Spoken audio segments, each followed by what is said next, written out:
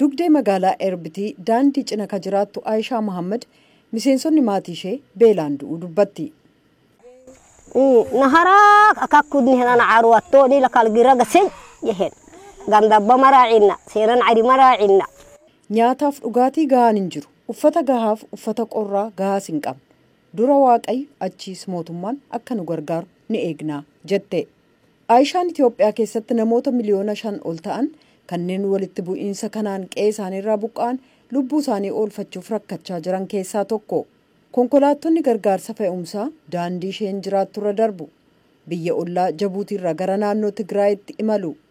Dhaabbanni Yuunaayitid Isteets kan wabii nyaataa dhabamuusaa hordofu Tigraay beela'uu dandeessii jedha. Gargaarsa namoomaa gara Tigraay hin dhaqu jechuun gargaarsi nyaataa daangeffameera jechuu yoo ta'u, boba'aan naannicha seenuu daangeffamuun immoo naannoo baadiyyaa fagootti nyaata raabsuuf rakkisaa taasisa. Jiraattonni Affaar hedduun kanneen raadiyoo sagalee Ameerikaatti himan gargaarsa gahaa argachaa hin jiru jechuudhaan komee dhiyeessanii Tigraay ka bulchiinsi Affaar waliin lolaa jiruuf garuu ergamaa jiraa jedhu.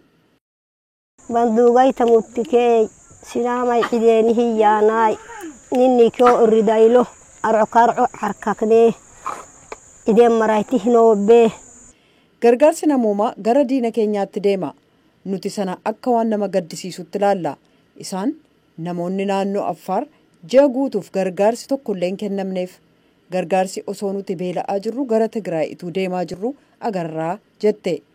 Kun awwaala namoota mooraa yeroo Erbit keessa jiraataa turaniiti. Awwaalli inni xiqqaan kan daa'imaa yoo ta'u umuriin isaa waggaa tokko hin guunne.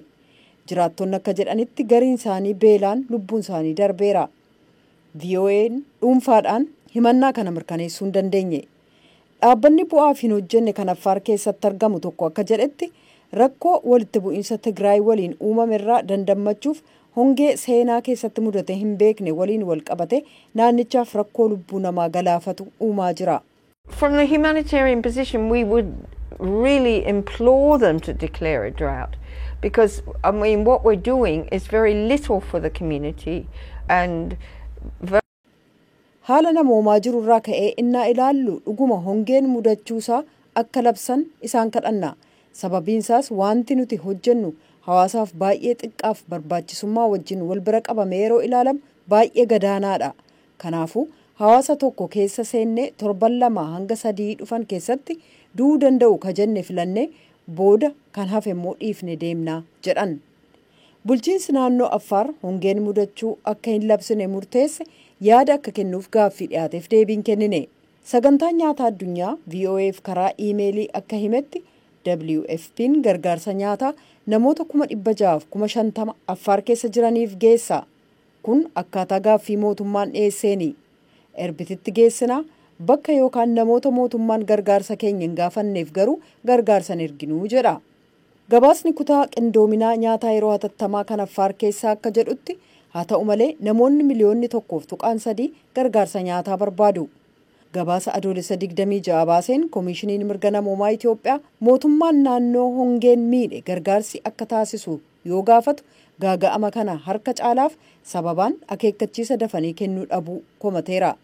Gabaasni kun naannoo Affaar kan of keessaa hin qabaanne ta'us kutaa kibba biyyattii irratti fuulleffateera. There are already a number of displaced persons and refugees in the Somali region. So it's a heavy burden on the region, but also... Naannoo Somaalee keessatti namoonni qe'ee isaaniirraa buqqa'aniif baqattoonni hedduun duruu jiru. Kanaafuu naannichaafis akka biyyaattis ba'aa ulfaataadha. Gabaasni kun qiyyaafata dabalataaf tarkaanfiin dabalataa akka fudhatamu taasisa abdii jedhu qabna. Aayishaan akka jettutti haalli isaa iseef maatii iseef kan abdii nama kutachiisu.